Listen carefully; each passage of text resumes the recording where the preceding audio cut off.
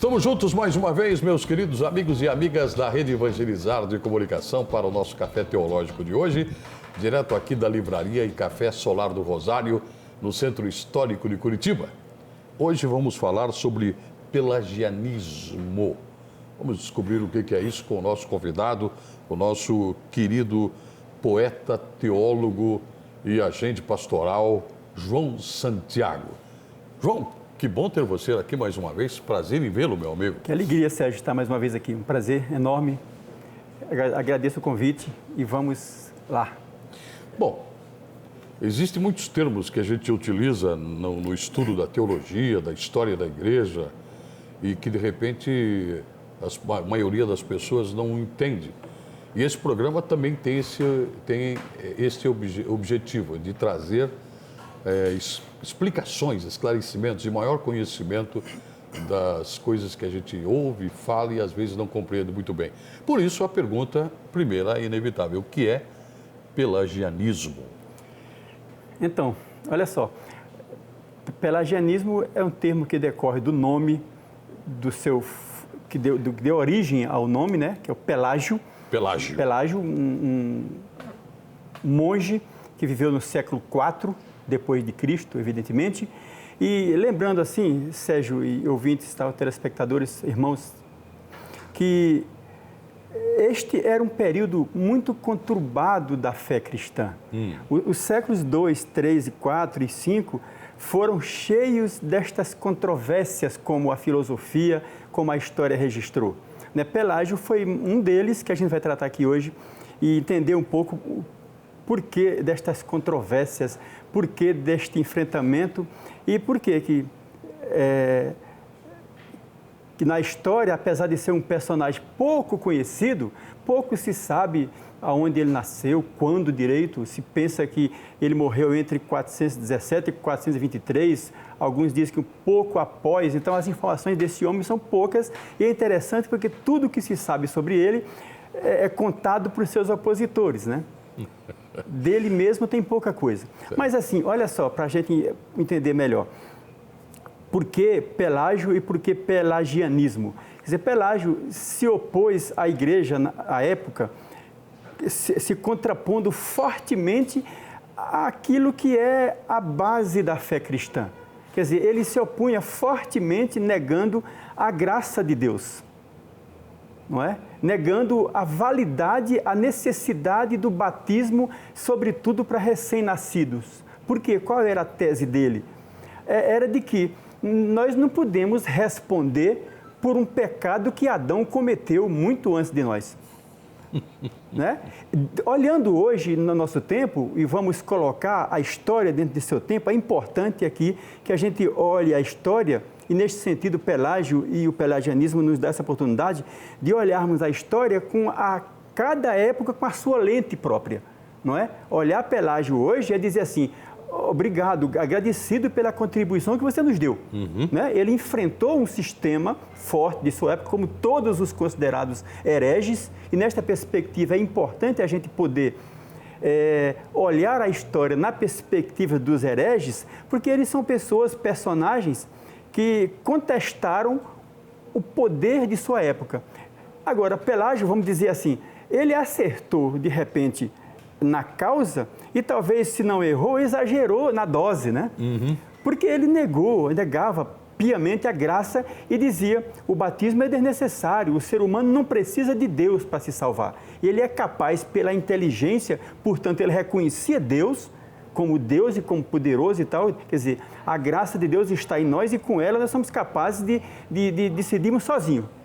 Essa época tinha alguma influência já do antropocentrismo, ou do egocentrismo, ou o homem no centro? O movimento histórico da época está voltado para isso ou não? Imagino que diretamente não, mas no fundo, a tese dele é um egocentrismo, quer dizer, um humanocentrismo absoluto. O ser humano é responsável por tudo que lhe acontece e Deus não tem interferência nisso. Se errei ou se acertei, é mérito ou erro meu. Inclusive, com relação a Adão, ele fala: o que Adão deixou para nós foi simplesmente um mau exemplo, né? olhando hoje na perspectiva da história e, sobretudo, com o caminho que a igreja trilhou e pensando a igreja como assim a humanidade, mas a igreja tem algumas características importantes. Quer dizer, nos períodos de maiores dificuldades, ela revela verdadeiros santos e gênios. Foi este caso, eu imagino que Agostinho, onde esteja, agradeça a Pelágio, porque deu a ele a oportunidade de construir os mais lindos e mais belos tratados sobre a graça, não é? Ficou conhecido inclusive como doutor da graça, não é? E ninguém melhor do que Agostinho para, naquela circunstância, dizer: peraí, meu irmão, eu sei o que é errar na vida. E eu não seria capaz de, com minhas forças únicas e próprias, sair de onde eu entrei, Então, onde eu estava. Vou abrir aqui um parênteses, fazer um traço aqui. Dá para entender, então, segundo você está dizendo de Pelágio, que os hereges ajudaram na consolidação, na construção da fé, de dogmas da fé, a partir até dos padres que fizeram apologética e tudo mais, caso de Agostinho também, de outros grandes santos importantes, dos padres do deserto, por exemplo, essa coisa toda, Santiago? Na minha opinião, contribuíram grandemente. Qual é a questão fundamental? O século II até o século V, que aqui no meio aí está 400, 410, 420, foi o grande período até a morte de Pelágio, que se deram os grandes embates, foram os questionamentos dele com relação às verdades colocadas pela igreja da época, que possibilitaram e que oportunizaram a Santo Agostinho, por exemplo, construir os tratados de defesa da igreja. Quer dizer, lembrar que nós tivemos grandes embates nesta época, no século II, no século III, que os concílios é quem resolviam, é quem davam a palavra final para a igreja. Assim, tinham outros filósofos, outras personalidades que questionavam, por exemplo, a filiação divina de Jesus. Vem lá os doutores da igreja com uma sabedoria sobre-humana para construir teses filosóficas e formar, naquele momento, as bases da doutrina cristã. Né? Até hoje não foi superado este nível de conhecimento, de entendimento e de construção filosófica e também teológica para o cristianismo.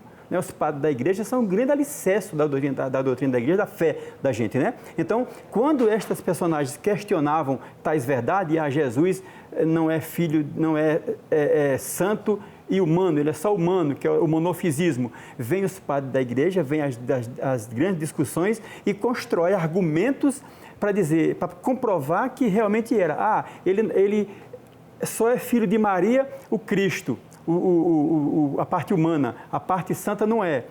Todos esses tratados, quer dizer, essas contestações foram de fundamental importância para que a gente tivesse, ou para a gente tenha hoje, esta construção consistente que é a fé cristã. Talvez isso não existisse se não houvesse essa contraposição da heresia. É razoável se pensar isso. Eu sou desse pensamento. Então, esta contribuição e outra, uma coisa é você discordar e provocar o debate. Pelágio foi um pouco além, porque ele feriu o princípio fundamental, né, que para nós hoje, que é o batismo, a porta de entrada dos sacramentos, como a igreja fala, né? Então, haja inteligência amorosa, né, porque é o caso dos padres da igreja, essa inteligência amorosa para construir defesa e construir justificativas para provar isso. Então, quando ele contesta a necessidade do batismo, ele está questionando a fundamentação da fé, a fundamentação cristã e dizer, olha, não faz diferença nenhuma ser ou não ser batizado. Aí Agostinho vai entrar em toda a argumentação e naquela época surge também, decorre um pouco disso, a ideia de que o batismo, por exemplo, a sua validade dependeria de quem o ministra. Quer dizer, se é um padre com a postura ética e moral contestável, aquele batismo não vale. Aí Agostinho genialmente diz que há muita diferença entre um beberrão e um monge, mas não há nenhuma diferença entre um batismo feito por um beberrão e pelo monge. O sacramento por si tem sua validade. Dando força pro sacramento. O sacramento, né? É. Quando a gente vai falar isso, muitas vezes, de sacramento, a gente pergunta para as pessoas que estão assistindo, né?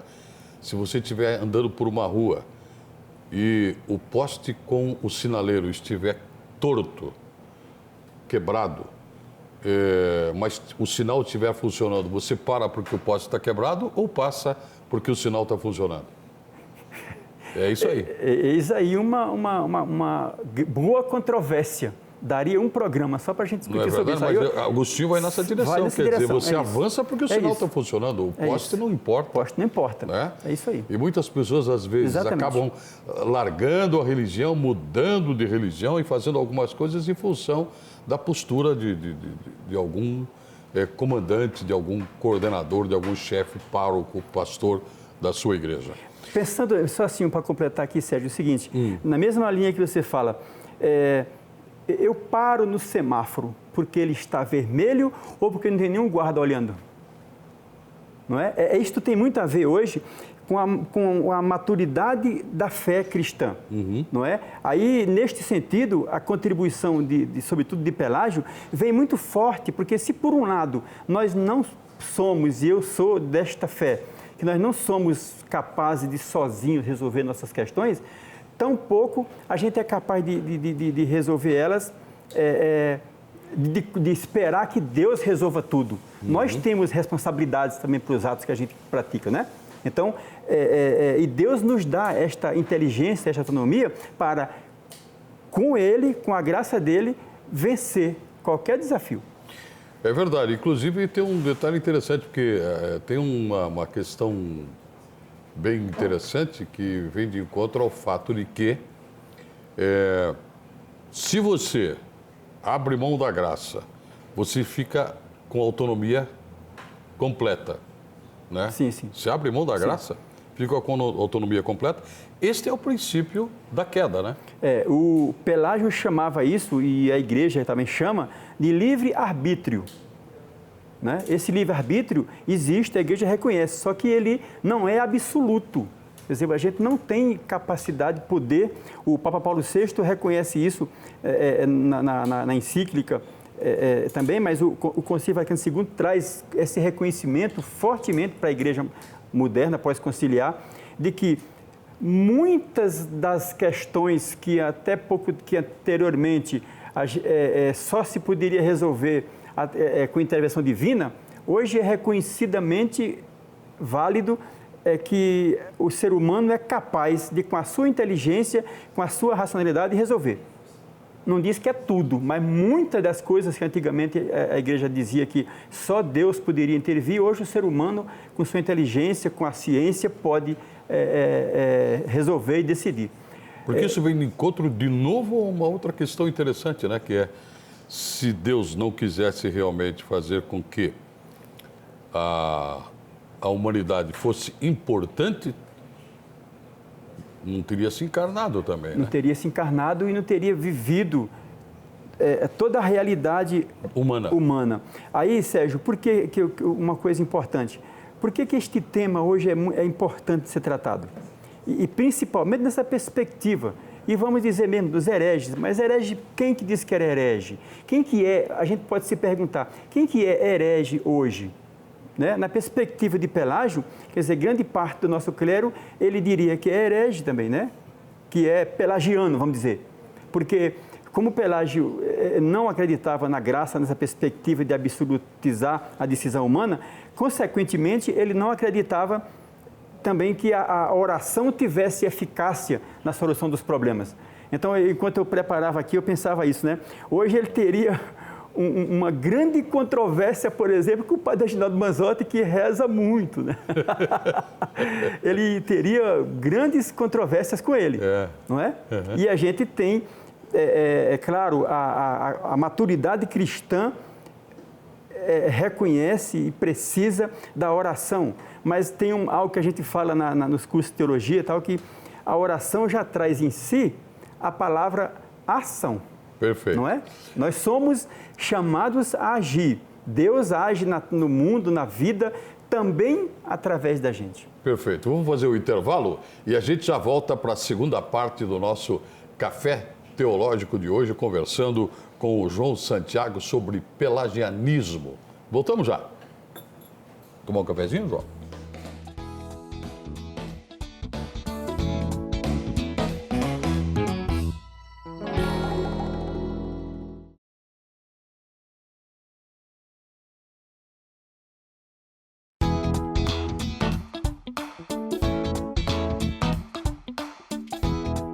Estamos de volta com a segunda parte do nosso Café Teológico de hoje, direto aqui da Livraria e Café do Rosário. No Solar do Rosário, aqui no Centro Histórico de Curitiba, no Largo da Ordem, como nós conhecemos. Estamos conversando sobre pelagianismo com o nosso convidado, o teólogo, poeta, agente pastoral, o João Santiago. João, você falou que Pelágio exagerou na dose. O semipelagianismo seria o quê? Uma dose menor? Explica para nós. Nessa perspectiva, o semipelagianismo é um reconhecimento de que exagerou na dose, né? Sim, porque o Pelágio foi condenado e considerado herege no Concílio de Éfeso, né? O pelagianismo foi considerado uma heresia em 418, um chama de concílio, outro chama de sínodo de Cartago, 15º sínodo de Cartago. Então, ficou. Agora, Pelágio não era uma figura isolada que defendia essas ideias. Muita gente, muitos intelectuais tinham adeptos fortes, né? Tinha o Celestio, que era um advogado poderoso, que convencia muita gente, argumentava muito, que era um dos seus seguidores. Então, passado essa punição do pelagianismo, vem lá no final, metade do século V ali, já na França, surge o semipelagianismo, né? Que é com João Cassiano, retoma. Enquanto Pelágio negava a graça, que é o pelagianismo, o João Cassiano vem com esse semipelagianismo dizer o seguinte: não, que a graça é uma ajuda para o ser humano, não é? Não é decisiva, não é definitiva, mas ela é uma ajuda para o ser humano se recuperar e se redimir e, como a gente fala, se converter, né? Havia já um reconhecimento no semipelagianismo, talvez buscando sobrevivência, né? Buscando reencontrar ouvintes e seguidores, né? Mas, enfim, foi um pouco de aliviar a dose, né? Tá, vamos fazer um pouco de teologia, então, aqui, meu caro Santiago. Quando a gente olha para a história da salvação na tradição judaico-cristã, a questão de Adão e Eva, o Gênesis. Então, estão lá, segundo a narrativa, o homem e a mulher proibidos de descobrir a origem do bem e do mal. Isso. Né? Como que numa situação assim, ausente, vivendo como que angelicalmente, né? De repente vem o mal, e retratado no mito dos assírios, que era a serpente, né? Bobagem, você não precisa disso. Você se basta, vocês vão ser deuses também. Quer dizer, esta ação, esta tentação é Pelágio. De certa forma, essa serpente era pelagianista. Era ou não era? Antecedeu a Pelágio, né? Mas é interessante só voltar ao tema central, e Sim. Foi bom você trazer, por isso, porque a questão fundamental do pecado original, né, que Pelágio negava piamente, né? Essa era a centralidade do pelagianismo, negar o pecado original, né? Aquilo que a gente dizia no bloco anterior. O erro, tá bom, Adão errou, mas o erro dele foi um mau exemplo para a humanidade que o suceder, né? Mas não é um pecado que todo mundo tenha que carregar nas costas. De certa forma, pensando hoje com a lente do nosso tempo, quantos séculos passaram, 17, 18 séculos depois, a gente está aqui num tempo diferente, a igreja também mudou muito e mudou para melhor e avançou com o tempo, né? Então, nessa perspectiva, uma pessoa adulta na fé não pode ter isto como uma verdade absoluta, né? Eu sou herdeiro do pecado de Adão, não é? Se o próprio Jesus vem depois trazer e atualizar aquela visão do Antigo Testamento de que não, os filhos não vão pagar pelo pecado dos pais. É como se, de repente, vou citar como exemplo, a minha família, alguém se transformasse num grande corrupto, né? Exato. E ganhasse as páginas dos jornais e, de repente, a Operação Lava Jato pegasse essa pessoa e aparecesse levando embora, aí diria assim, não, a família do Sérgio é uma família de ladrões. É isso, é isso. Não é mesmo? Exatamente. É uma generalização. Absoluta e que sempre traz injustiça. Aí, mais uma vez, a dose está exagerada, né? Lembrar, assim, também que é interessante, enquanto Santo Agostinho tinha esta genialidade, né? E tem uma frase dele que é brilhante, que eu acho que vai um pouco ajudar a gente nessa perspectiva. Ele dizia assim, bendita culpa, que era a culpa dele, né? Que me deu tão belo, tão extraordinário, tão divino Deus, né? O perdoador, graça, tão grande graça, né? É porque Jesus vai dizer, inclusive, ela porque muito amou, muito lhe será perdoado. Exatamente. Dizendo, onde abunda o pecado, superabunda a graça. A graça, é isso. Então, essa construção, essa perspectiva da graça é atualíssima hoje. Porque, por outro lado, ela não pode ser, como muitas vezes a gente vê, tratada como uma mercadoria, como um produto de comércio, de venda. Como uma barganha? Como uma barganha, é isso aí. Hoje a tal da teologia da prosperidade está aí maquiada de outra coisa, mas de certa forma é um pelagianismo exacerbado, só que maquiado, não é? Você traz aí e se esconde por trás de um discurso cristão e você está fazendo outra coisa que não é cristã. Tá, você trouxe já um toquezinho, levantou uma bola aqui para a gente contextualizar. Eu acho que, a menos que você tenha alguma coisa para destacar, mas eu queria saber exatamente se Pelágio foi tão condenado na sua época em função de, digamos, jogar fora da teologia a graça de Deus e dizer que o homem se basta por si só, o que para nós teólogos e para as pessoas de fé está completamente equivocado. Sem dúvida. Por outro lado, a gente existe hoje no mundo uma fé que também carece de autenticidade e nos transforma em cristãos que Pelágio com certeza dizia, tá vendo só, não falei? Olha aí. É isso. Assim, seguindo teu raciocínio, pensando assim, não vou dizer que prevalece, mas aparece com muita frequência no nosso tempo uma espécie de infantilização da fé e das pessoas. Perfeito. Não é? Você se transfere para Deus coisa demais. Não é? Enquanto Ele espera que a gente amadureça, que a gente cresça e assuma a responsabilidade de adulto, de cristão adulto na fé, a gente fica transferindo para Ele as coisas que a gente devia fazer. Não por acaso a gente está num mundo desequilibrado, não é? Do ponto de vista teológico, evangélico, político, econômico, ideológico. Hoje a gente vive uma situação de que, se a gente olhar com este olhar que a gente está aqui defendendo, quer dizer, tem correntes fortíssimas chamando quem é, por exemplo, de uma etnia negra, de herege. Quem é homossexual, como se fosse herege. E por aí vai. A heresia mudou de lado. Sei.